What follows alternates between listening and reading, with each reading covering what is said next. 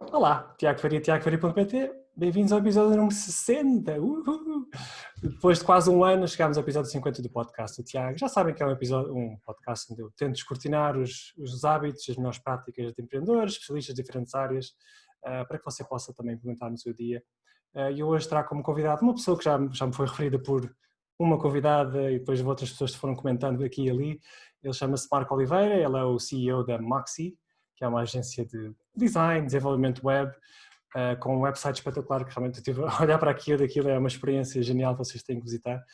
E ganhou um prémio cujo júri basicamente é a Google, portanto diz tudo de realmente a qualidade da sua produção. Pronto, olá Marco, tudo bem? Marco, como estás? Viva, obrigado pelo convite, foi fixe ter a oportunidade de estar aqui a transmitir a partir de minha casa, é uma experiência nova. Não, realmente estamos agora a habituar-nos a esta nova realidade, não é? Mas obrigado por teres aceito o convite, é realmente um prazer ter-te aqui. Eu fiz uma muito curta introdução, mas para quem não te conhece, queres contar quem é que é o Marco? Sim, vamos lá ver, vou tentar ser sucinto, porque já é uma história que com uns quantos anos neste momento. Então, eu gosto de me descrever se calhar como um criativo com uma inclinação para a tecnologia. Já trabalho na área neste momento já vão para aí 17 anos, por incrível que pareça. Jesus. Estou nesta área neste momento para aí há 17 anos. Comecei, eu digo isto várias vezes quando me estou a apresentar, comecei a fazer sites de Pokémon quando quando ainda estava na idade de apreciar os Pokémons. Agora a falar sério, comecei no desenvolvimento web, tinha para aí uns 15 anos na altura. Tentar perceber o que é que se passava, como é que aquilo funcionava, ficava muito curioso como é que os sites apareciam, quer dizer, eu não entendia, não estava na área sequer. Daí a coisa foi evoluindo e já fiz já usei muitos papéis ou muitos chapéus na área, desde trabalhar em agências, já estive a trabalhar produto, voltei à agência, estou a trabalhar de novo produto dentro da agência. Mas sempre centrado na web, sempre muito centrado em experiência de utilizador. Aquilo que me cativou sempre foi criar coisas que deixavam as pessoas deslumbradas, apesar de gostar e apreciar imenso os desafios da engenharia. Eu gosto de sentir que as pessoas ficam deslumbradas quando estão a usar e a interagir com aquilo que eu ajudo a criar. E na nutshell, acho que é isso. Neste momento já descreveste bem, sou CEO da Moxie, que é um estúdio que neste momento está distribuído entre várias geografias. Estamos no Porto, estamos na Madeira, estamos em Berlim. Acho que é isso. Muito bom. Agora que eu reparei que nós estamos a condizer quase, as cores estão muito parecidas. Isto não foi combinado. Não Se foi calhar estou a combinado. ver mal, mas é parecido. Mas olha, eu gosto muito de fazer este flashback aqui aos meus convidados para refletires um pouco que tipo de criança é que tu eras, onde cresceste, que inspirações é que tinhas, tinham muito a ver com isto ou não, ou zero, só para contextualizar um bocadinho. Sim, eu acho que a minha infância teve bastante a ver com a forma como eu fui evoluindo e o porquê de eu me ter envolvido tanto na área. Os meus pais são comerciantes, eles ainda vendem, pronto, entretanto já provavelmente irão parar, mais ano menos ano. Eles vendem nas feiras, vendem calçado. E eu não sei o quão familiar tu estás com o que é vender nas feiras, mas é uma vida dura para caraças. É mesmo duro. É um trabalho, eles sim são patrões, são chefes deles próprios, mas fartam-se de trabalhar, é uma coisa incrível. É ter de acordar às 4 da manhã para às 5 da manhã estar, se eu preciso ao frio, no inverno e à chuva, a montar uma barraca, a expor o artigo todo, só este processo, e antes de começar a vender já vão 3 horas de trabalho em cima e ainda não vendeste nada. É duro, é mesmo duro, para no final do dia reverter o processo, depois de um dia de trabalho ali, por vezes já aturar pessoas que são difíceis de aturar, e mais 2 ou 3 horas para reverter o processo. Ou seja, estamos a falar de 6 horas de trabalho potencialmente num dia, só para poder estar a vender durante um determinado período. É duro. Eu tenho uma irmã mais velha, e ela certamente dirá que foi muito mais castigada do que eu nesse sentido, e talvez seja verdade, mas eu, comparativamente aos meus colegas, já era castigado, salvo seja que chegue, porque eu era obrigado a ir muitas das vezes para as feiras com os meus pais. Eu costumava brincar que quando os meus amigos estavam de férias, eu estava de feiras, porque eles iam todos para a praia e eu ia para as feiras ajudar os meus pais. É claro que eles de volta e meia deixavam-me, não é? Ir para a praia, mas era duro, estás a ver? Eu já na altura sentia que a vida às vezes é difícil, não é tudo lollipops e sonhos cor-de-rosa. Eu logo desde muito cedo percebi, eu não quero fazer isto da minha vida, não quero estar a trabalhar nas feiras, nada contra, atenção, é um trabalho perfeitamente legítimo, simplesmente não era algo que me fascinasse fazer, eu decididamente não queria fazer aquilo. Eu sempre tive inclinações para as artes e para a tecnologia, então fui articulando isso no computador. Eu tive computador desde muito cedo. E acabou por ser um escape para mim, e logo desde muito cedo eu tive o meu primeiro cliente, acho eu, para aí aos 16 anos, ou seja, uma empresa que me pagou para eu fazer um serviço, para aí com 16 anos, ou seja, logo desde muito cedo eu já procurei uma forma de eu não quero ir para as feiras, e eu acho que foi isso que me impulsionou a estar na área. Para ti. Sim. Arranjar as alternativas, olha, realmente fez sentido. E depois formaste então foi em Engenharia Informática? Eu estudei Engenharia de Computadores e Telemática em Aveiro.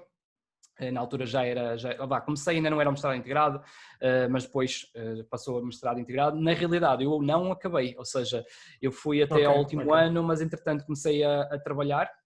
Já numa empresa. Passaste logo... foi como empresa, não foi logo como freelancer ainda? Não, freelance já vinha antes, ou seja, já tinha isso. Como eu comecei logo desde muito cedo, já com 16 anos já fazia coisitas, eventualmente comecei a ter já clientes mesmo, e durante a universidade, neste caso já quase no final do curso, comecei a trabalhar numa empresa em Aveiro, que era um estúdio, também era um estúdio na altura de renome e que já tinha ganho uns quantos prémios. Foi uma oportunidade interessante para mim, comecei completamente por baixo, ou seja, era aquele colaborador que ia para lá corrigir os bugs dos outros, que era uma tarefa mega ingrata, e pronto, e partiu daí. Eventualmente comecei a adquirir responsabilidades e eventualmente dediquei-me completamente ao trabalho, e acabei por pausar os meus estudos, porque já não fazia sentido. Mas antes disso, quero voltar um bocadinho atrás para os teus tempos de freelancer. Portanto, começaste, arriscaste logo antes até de acabar os teus estudos, ou se quer começar, mas conta-nos sobre esses primeiros meses, quando tu disseste, ok, eu vou começar agora a ajudar pessoas, sei lá, criar sites, fazer o que quer que seja. Como é que abordaste? Sim, como é que tu abordaste isso? Foste procurando contactos? Como é que encontraste? Sim. Assim, eu acho que a fase do freelance para mim foi, se calhar, talvez a menos interessante, porque estamos a falar de uma altura em que pelo menos o digital não era nem de longe nem de perto visto como é hoje. Eu lembro-me por exemplo, tive um cliente na altura que era uma discoteca da minha zona, era uma das discotecas, era a discoteca mais conhecida. Na altura fiz-lhes um website. Estive quase um verão inteiro a trabalhar naquilo, na altura era Flash, usei PHP para desenvolver o back-end, fiz tudo à unha. Nesta altura deveria ter para aí 17 anos. Cobrei 150 contos na altura, quer dizer, se formos a fazer contas de ordenados 3 meses a trabalhar, eu perdi dinheiro, essencialmente, mas com 17 anos, 150 contos era muita coisa. E foi um desafio engraçado, mas pronto, eu acho que aí, lá está, ainda não era nem de longe nem de perto o espírito, talvez já tivesse um espírito empreendedor, mas ainda estava muito mal informado, e a área em si ainda não havia o respeito que existe hoje, nem de longe nem de perto.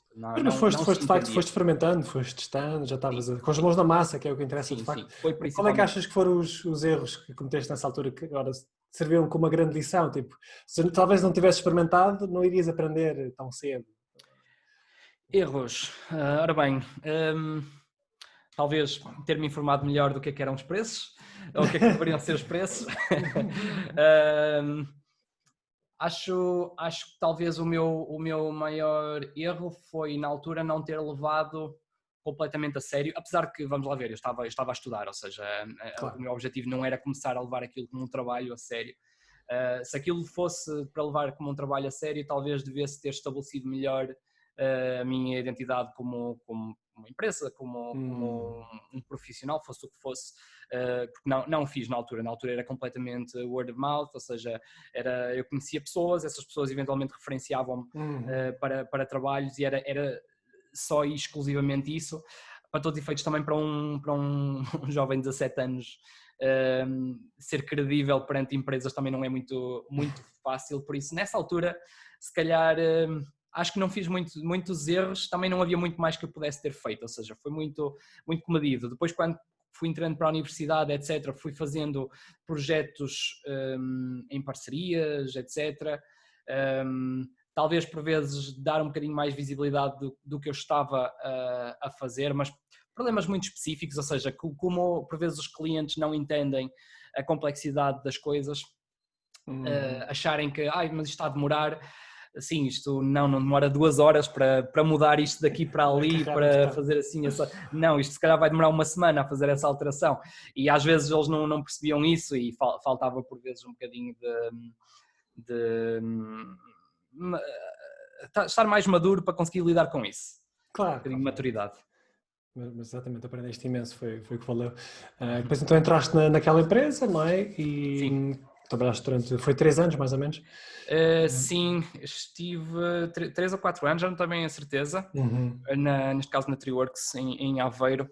A Triworks, exatamente. Quais é que achas que foram as maiores aprendizagens desses 3 anos que agora trouxeste para a tua vida?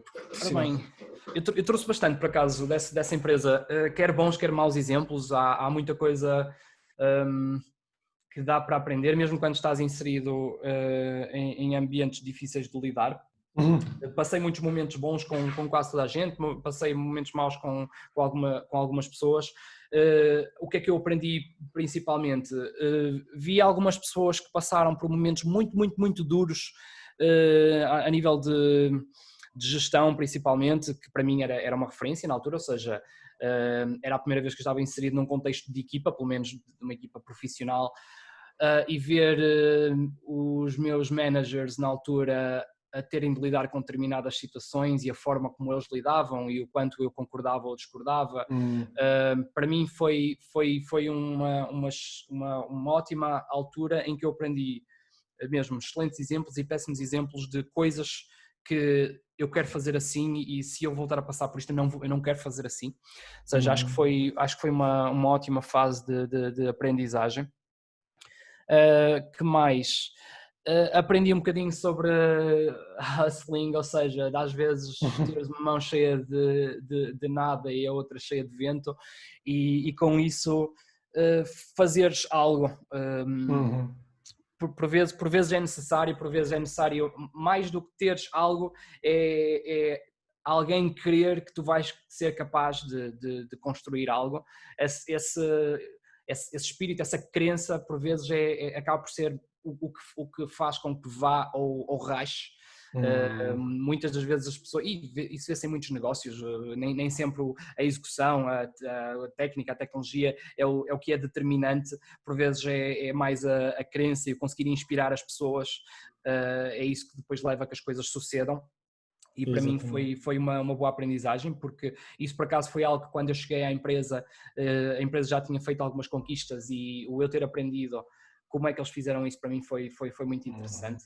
E isso olha, se posso deixar uma dica, que eu acho que isto é um trait que nem toda a gente tem, principalmente quando começam a trabalhar numa empresa. Preocupar-se demasiado em aspectos por vezes técnicos, é importante entender o negócio, ou seja, aprender acerca do negócio, como é que o negócio chegou onde está e de que forma é que o negócio pretende evoluir, porque há muita lição a tirar-se daí e certamente uma pessoa encontra empresas imperfeitas, aliás, o mundo é feito de empresas imperfeitas.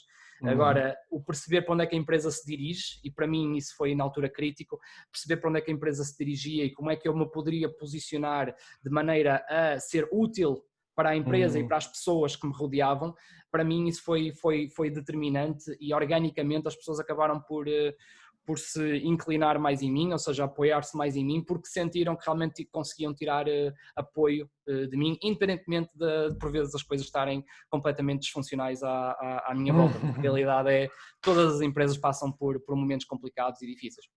Isso de alguma forma inspirou-te, não é? Tu começaste a ver o que é que não se deve fazer, o que é que eu queria fazer de melhor, então depois dessa experiência tu tiveste, foi a ideia do Baboom, não é? Foi nessa altura... Sim, foi depois da Triworks, neste caso. A Triworks tinha sido adquirida pelo Kim.com, que eu não sei se sabes quem é o Kim.com, é o fundador da Mega Upload, não sei se te lembras da Mega Upload. Ok, sim. A empresa tinha sido adquirida por ele e na altura ele deu uma chance de levar, neste caso, a Baboom para o Porto, porque iria haver uma separação das equipas de Triworks e da Baboom. Nessa altura fui com 12 elementos. Era uma plataforma, desculpa, para artistas, não era? Sim, para músicos, ou seja, era uma plataforma de música para artistas independentes e para a cultura musical alternativa, ou seja, esse era o foco principal desta plataforma. Nessa altura foi um período foi complexo porque esta separação das empresas não foi a mais simpática, houve atritos, etc, coisas políticas, como certamente já deves ter ouvido muitas histórias. E quando nós começamos a Baboom, estávamos com uma equipa e uma empresa meio desfalecida, então foi um desafio interessante ressuscitar essa equipa na altura, mas conseguimos, por acaso foi fixe, também houve entrada de sangue novo na equipa e a coisa foi ganhando forma, também a malta ao ver as coisas a acontecerem e o projeto a começar a ser desenvolvido, isso fez com que a coisa ganhasse força. E tu ias sempre cozinhando esta ideia de criar uma agência própria, não é? Isso é aquela coisa... Eu acho que qualquer pessoa que tenha uma mínima veia empreendedora vai estar sempre a pensar, era fixe. Exato, gostava de ter a minha cena. O teres a tua cena por vezes sai furado, ou seja, é mais, por vezes, aliás, a maior parte das vezes é mais fácil trabalhar para outros do que seres dono de ti mesmo. Eventualmente, quando a Baboom passou por dificuldades, a empresa eventualmente foi comprada por investidores, etc. Houve ali uma série de coisas que foram acontecendo, o projeto esteve live e estava a ser bem sucedido. Depois, uma coisa muito estranha entre os investidores fez com que, por um lado, tínhamos um produto que estava a ser bem sucedido, mas estávamos a ter por alguma razão problemas financeiros, mas que levava a crer que era mais desavenças entre investidores do que propriamente problemas reais, que foi mega surreal na altura. Tudo isso levou a toda uma série de novos episódios de novela e foi um período para mim pessoalmente muito, muito negro. E infelizmente muita da equipa que acabou por sofrer e sem culpa nenhuma dessa situação culpavam-me a mim porque eu era a patente mais alta à qual eles tinham acesso. O que se esqueciam era que eu, tal como eles, era um funcionário, ou seja, independentemente de ser diretor técnico da empresa, eu sou um diretor técnico profissional, sou contratado, não era necessariamente sócio, tinha equity na empresa, mas não era eu que riscava, se é que me entendes. Ou seja, isso foi um dos momentos mais negros que eu passei em termos da minha história como empreendedor e que eventualmente me levou a lavar as mãos da situação e, ok, eu não me revejo na maior parte das coisas que se passaram aqui. Eu pessoalmente nunca teria feito o que se passou aqui, tive de dar a cara por uma série de situações que mais uma vez não me representavam os meus valores e independentemente de eu estar por dentro e lutar para que as coisas não acontecessem, as coisas aconteceram à mesma e fartei-me da situação. Na altura falei como já vinha a falar há algum tempo, com dois dos meus colaboradores na altura, que era o meu lead engineer e nem sei o que é que lhe hei de chamar, mas era quase um braço direito que eu tinha dentro da Baboom. Nós estávamos todos de saída da empresa e vimos-nos num momento em que Pá, nós já há tanto tempo que andamos a falar de começarmos alguma coisa juntos. É Se não agora. é agora, sim, se não é agora, nós nunca mais nos vamos ver na vida numa situação em que estamos todos a recomeçar um ciclo. Pois. E então foi, opá, vamos lançar-nos. E foi aí que surgiu a Moxie, que ainda não se chamava Moxie nessa altura, aliás, ainda não tinha nome. Era acima de tudo um sonho de vamos trabalhar em conjunto. Tiramos um mês de férias porque estávamos todos a precisar de recuperar um bocadinho a nossa sanidade mental e quando voltamos passado esse mês foi pé no acelerador e levantar a Moxie, e foi aí que começou a nossa história. Nice. Diz só como é que surgiu o nome da Moxie? Foi assim uma coisa random? Ou uma história curiosa? Era ótimo ter uma história fantástica. Mas não há, não é? É só um nome fixe. Sim, é um nome fixe. Não, mas tem um bocadinho, porque tem muito a ver com a nossa postura, a nossa atitude. Moxie é uma força, uma garra, uma atitude. Nós sempre nos vimos como pessoas que, lá está, como can-doers, ou seja, isto tudo se faz, para tudo há um caminho, é uma questão de tentar, de fazer por acontecer, de nada é um desafio intransponível. Ok. Quando, na altura, neste caso, acho que foi um dos meus sócios, o Filipe, andou a investigar nomes, deparou-se com Moxie e sugeriu, olha, Moxie, nós, isso é fixe, é isso mesmo. É um nome curtinho, soa bem no ouvido, sure. E ficou Moxie, foi assim que surgiu. Boa, espetacular. É o que acontece a maior parte das vezes. Mas olha, o que é que achas que, na tua opinião, fez com que a Moxie não fosse apenas mais uma agência de desenvolvimento web? Como é que vocês logo de início quiseram, ok, nós temos que nos diferenciar das demais, this is the way to go, como é que isso funcionou? Eu acho que há um combinar de fatores aqui. Nós, apesar de sermos uma agência, e quem vê de fora, quando digo apesar é porque muitas das vezes as agências têm uma conotação um bocadinho negativa. Eu reparei que vocês não usam esse termo. Sim, não, é isso. Muitas das vezes as agências estão repletas de pessoal que não é o mais qualificado, por vezes, porque regra já as empresas de produto acabam por absorver as pessoas mais qualificadas, etc. Pronto. Nós primamos por diferença nesse sentido, ou seja, nós, pelo percurso que tínhamos tido, já tínhamos feito desenvolvimentos, lá está, volto a dizer, o meu background é de engenharia, o background dos meus sócios também é de engenharia. Não há muitas agências de engenheiros, ou pelo menos em todos os fundadores são engenheiros.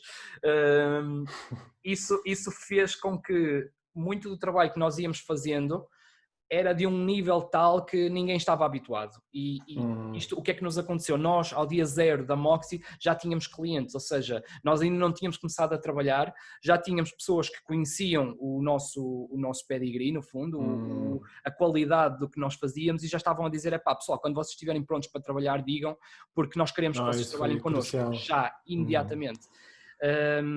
Lá está, todo o trabalho que foi feito na altura da Mega Upload. Atenção, estamos a falar de uma Mega Upload, a certa altura contabilizava 4% do tráfego da internet, é massivo, ou seja, no que toca a desenvolvimento de sistemas distribuídos, a engenharia por trás deste tipo de sistemas é tremenda para conseguir lidar com este nível de carga. Depois, quando desenvolvemos o Baboom como plataforma de música, era uma rede social, uma plataforma de música, de vídeo, com pagamentos, ou seja, tu conseguias comprar coisas, conseguias pagar aos artistas de volta, tinha uma série de complicações ali por trás, ou seja, como sistema, plataforma de entretenimento e plataforma social, era mega complexa. Foi um sistema que, quando foi live e quando depois saímos da empresa, esteve a funcionar completamente autonomamente, sem ninguém no lugar do condutor durante 3 meses, ou seja, saiu toda a gente da empresa e aquilo esteve a funcionar sozinho durante 3 meses, e só parou porque desligaram os servidores. Ou seja, isto significa que nós tínhamos realmente muita competência tecnológica, além de uma apetência especial pelo design, que acaba por não ser... Hoje em dia, se calhar, isso já está a mudar, mas na altura, definitivamente, não era muito comum nas empresas de software. Software era software, design era design. Eram quase que ramos completamente distintos, e quem fazia software bem feito, mas no que tocava à experiência de utilizador, regra geral era fraco, e quem fazia boas experiências de utilizador, depois tipicamente não tinha a competência tecnológica para levar a cabo o projeto propriamente dito. Nós trouxemos as duas coisas, que é, nós tínhamos uma competência técnica acima da média e tínhamos essa inclinação para a experiência do utilizador e para criar coisas visualmente impactantes. Isso fez toda a diferença no nosso início, e ao final do primeiro ano começamos neste caso a empresa com 3, que éramos os 3 sócios, e acabamos o primeiro ano com 19 elementos na equipa e pessoas escolhidas a dedo, e numa altura em que toda a gente se via à rasca para contratar. Uau, espetacular, realmente fez a diferença então essa combinação de skills, não é? Sim. E depois então acontece aquele maravilhoso momento do prémio, não é? Que melhor showcase para mostrar a qualidade do vosso trabalho do que o próprio site ser um winner, não é? Que isso Claro, não é muito claro. bom. Muitas agências que vendem, nós fazemos websites muito bons, mas depois o próprio site... E basicamente vocês fizeram com que o vosso portfólio se tornasse quase irrelevante, não é? Sim, um bocadinho.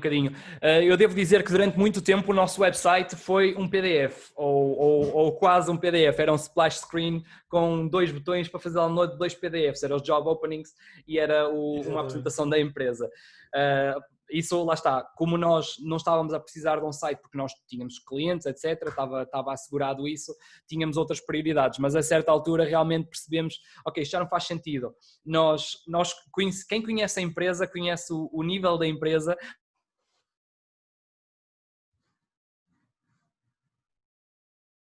Oi, isto falhou um bocadinho, estás a ouvir? Estás de volta. Sim, ok. Estava eu a dizer que chegou a uma certa altura, o nosso website, como se costuma dizer, o que já não dizia com as calças, que era, quem nos conhece de antemão sabe que somos uma empresa de um determinado calibre, mas quem não nos conhece vai ver o website, não me parece bem, ou seja, uma página muito simples, download de PDFs, o que é isto? Isto não parece bem.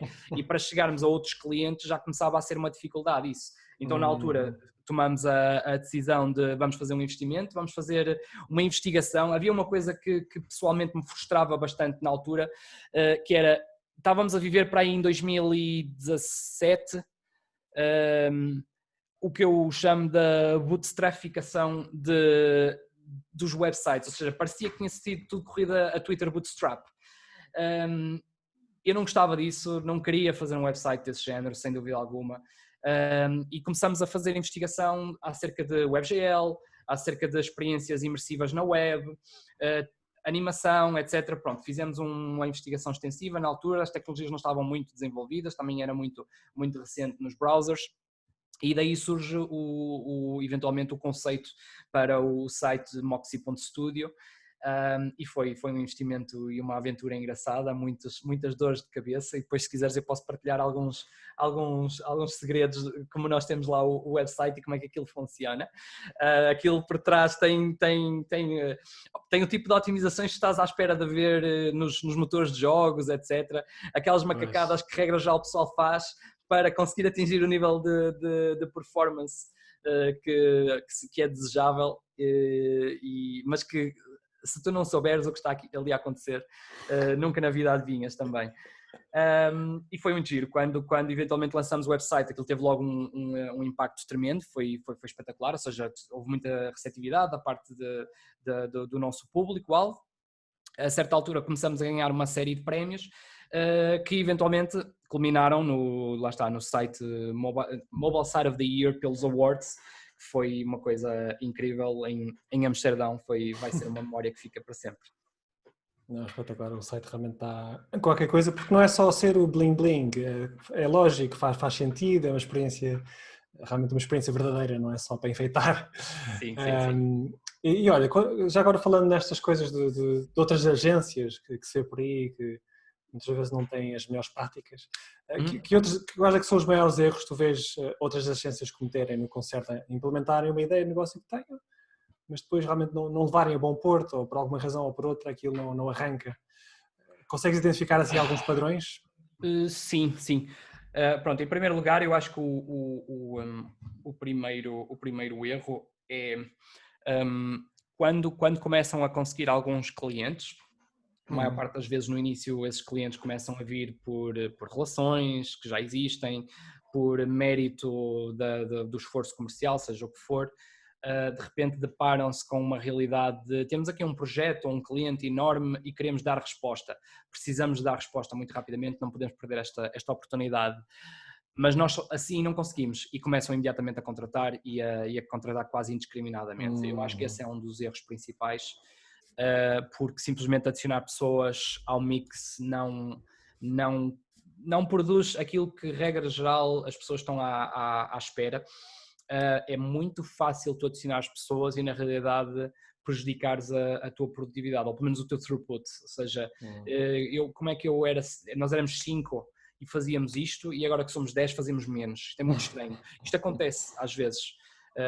E é uma disfunção das empresas, muitas das vezes, de quererem adicionar pessoas que não partilham dos mesmos valores, não partilham do mesmo mindset perante o trabalho, e que acabam por vezes por ser mais um peso para a empresa do que propriamente impulsionadores. Esse acho que é um dos erros principais. Outro erro que eu vejo é não serem... nós como agências, e aliás como profissionais, como qualquer profissional, eu sou da opinião de que nós devemos estar sempre a investigar e à procura de melhores maneiras de fazer as coisas. Especialmente quando somos pequenos é muito mais fácil, e acho que há muita gente que acaba por se acomodar porque aprenderam a fazer as coisas de uma determinada maneira e estão ad eternum a fazer as coisas dessa maneira. Não procuram revolucionar a forma como fazem as coisas. Isso significa que estagnam, que perdem a competitividade, que acabam por atrair o talento errado também. Lá está, quando começam a ter técnicas e tecnologias desatualizadas, só vão atrair também pessoas que também elas por elas próprias estão desatualizadas e provavelmente têm um mindset para a parte profissional da vida delas também que deixa um bocado a desejar. Eu acho que esse é outro erro de não fazerem por verdadeiramente inovar, não se porem nos pés dos clientes deles e perceberem como é que a gente muda aquilo que a gente faz para que vá mais de encontro às necessidades dos nossos clientes. Muito mais do que fazer apenas self-servicing. Isso é um aspecto importante que eu já não expliquei bem, que é, por vezes, a inovação não é só uma questão de, falando de tecnologias, nós estávamos a trabalhar com Ember.js e agora o React está a pegar, isto conversas de há uns anos, então se calhar vamos a começar a trabalhar em React. Sure, vamos trabalhar em React, mas o mais importante é de que maneira é que isso vai ajudar os nossos clientes. E muitas das vezes este tipo de conversas não acontece, ou pelo menos o cliente não é um stakeholder que está na mesa das decisões, na mesa da gestão. E isso deveria acontecer mais vezes. Por fim, eu acho que há um erro que eu acho que é mais português, não é tão internacional, que eu acho que está a mudar um bocadinho, mas que é as empresas portuguesas, de um modo geral, acho que são muito fechadas nelas próprias. E as agências também sofrem disso, de um modo geral, que passam-se imensas coisas na comunidade. Há neste momento imensos meetups, conferências, uma catrafada de coisas.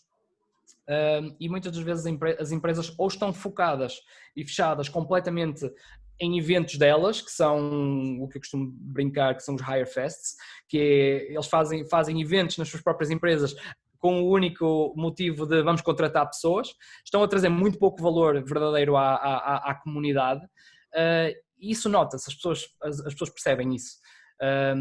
Então acaba por ser muito de, mais uma vez, self-servicing, elas estão-se a servir a elas próprias e não a servir à comunidade.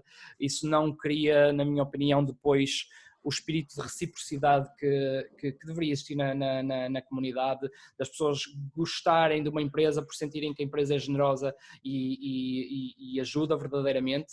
Acabam por ser uma ilha em que têm um ecossistema de pessoas que já foram aos eventos delas e é só isso, e só se conhecem uns aos outros. Acho que é um bocadinho fechado. Não, tocaste aí num ponto mega importante, que é o de apaixonarem-se por si próprios e pelo seu produto e pelas nossas inovações, depois descurarem que quem está do outro lado é quem realmente vai pagar por esse serviço e que tem que ser servido, não deve ser só uma consequência da nossa inspiração. Olha, 4 dicas espetaculares, muito obrigado por isso. Nada. Olha, estamos quase aqui a chegar ao final, mas ainda queria que tu falasses um pouco sobre o Oppo Network. Queres Ok, falar um bocadinho sobre esse sim, projeto que ainda está a decorrer, não é? Ao mesmo tempo. está a decorrer. Aliás, ainda hoje tivemos uma mega reunião acerca disso, que naturalmente foi afetada por causa desta brincadeira da pandemia. Uhum. Casa muito bem com este assunto que eu estava a falar ainda agora. Nós quando começamos a Oppo, neste caso foi o Oppo.js, foi a primeira que surgiu já em 2014, se não estou em erro. Começou porque cheguei na altura ao Porto, com a Baboom neste caso, e eu não conhecia quase ninguém no Porto. E estranhei, achei, caramba, um ecossistema tão vibrante, há tantas empresas aqui e ninguém se conhecia praticamente, lá está, havia algumas empresas que na altura já eram empresas de referência, mas estavam muito fechadas sobre elas próprias e eu achei que faltava qualquer coisa. Percebi logo que havia uma parte cultural portuguesa. Tu certamente já sentiste isto, há muito aquela coisa do eu não vou ao evento daquela empresa porque senão parece que eu estou a tentar ser contratado por ela ou alguma coisa do género. Há muito esse receio. Na altura o que fizemos, lá está, não fizemos nenhum Baboom cenas, nenhum evento desse género, fizemos o Oppo.js, onde o Baboom não aparecia em lado nenhum, precisamente para tentar afastar a ideia de que aquilo era um evento da Baboom. E não era, independentemente do apoio financeiro na altura ser inteiramente da Baboom. Eventualmente houve uma outra empresa que foi a ROF, que até chegou também a apoiar. Atualmente é a Moxie e uma série de outras entidades que também vão apoiando. Mas lá está, a gente tenta sempre manter um espírito bastante independente das empresas e não metemos o nome das empresas, pelo menos até ver, demasiado evidente para tentar manter esse cariz independente para as pessoas não ficarem com a ideia de que, ok, isto é apenas uma iniciativa de uma empresa. Pronto, surgiu então o Oppo.js, que foi logo um sucesso tremendo. No primeiro evento tivemos 150 pessoas. Foi giro, estive a voar eu fui um dos primeiros speakers, estive a voar um quadcopter dentro de um museu, que foi assim uma coisa engraçada. Um quadcopter que eu tinha programado em JavaScript, essencialmente fiz um mashup de um comando de PlayStation com um quadcopter usando Node.js. Foi assim uma mistura de coisas e tecnologias. E conectava isso ao Twitter, ou seja, quando me mandavam tweets com uma determinada hashtag, o quadcopter sacava uma foto e tweetava a foto de volta. Assim, fiz só porque podia. Pronto, começou assim o Oppo.js, daí a gente estava a ter tanto sucesso com o Oppo.js que a certa altura percebemos, ok, se calhar nós poderíamos elevar aqui a coisa, criar uma marca umbrella, Oppo Network neste caso, e começávamos a criar outras marcas por baixo, e daí surgiu o Oppo Design, que logo no primeiro evento teve 200 participantes, que foi tremendo para nós também. A certa altura percebemos que a Oppo Network, ou pelo menos a nossa capacidade era limitada, nós tínhamos a intenção de criar Oppo Marketing, Oppo Music, coisas do género, mas era muita coisa, não é o nosso, lá está, nós não fazemos isto como, não é um negócio, não é, nós estamos a financiar isto em virtude da comunidade, nem sequer tiramos proveito direto disto, lá está, nem sequer metemos a Moxie ao barulho, nem nada do género, então vamos fazendo o que podemos. O que é que nós estamos a fazer mais agora? A Oppo Network, então, é uma rede de comunidades do Porto. Nós, para além das nossas comunidades, que somos nós que organizamos e que operamos, nós também apoiamos outras comunidades que existem. Nós fazemos, neste caso, o calendário da cidade, ou seja, todos os meses e todas as semanas, neste caso, vamos fazendo um apanhado dos eventos que vão acontecer. Publicamos mensalmente o calendário da cidade, quer no Medium, quer na newsletter. Depois, todos os dias e semanalmente, ou seja, semanalmente postamos também os destaques da semana e todos os dias relembramos as pessoas do que é que se vai passar nesse dia em termos de eventos, que neste momento já não é tão relevante como já foi, porque agora a coisa está um bocadinho mais calma por causa da pandemia, mais uma vez. pronto, está a levar uma ligeira reformulação neste momento isso. Mas essencialmente é isso, ou seja, a Open Network é acima de tudo uma rede de comunidades que pretende elevar a fasquia do talento no Porto, dar mais visibilidade, quer do talento ao que se passa na cidade, quer dar visibilidade à cidade ou ao mundo relativamente ao talento que existe no Porto, porque existe muita coisa muito interessante a acontecer no Porto e a partir do Porto. Então é isso que nós tentamos fazer. Agora que eu reparei que é Opoto, não é? O Opo, ou não? Opo? Exatamente, exatamente. A versão inglesa do Porto. Exatamente.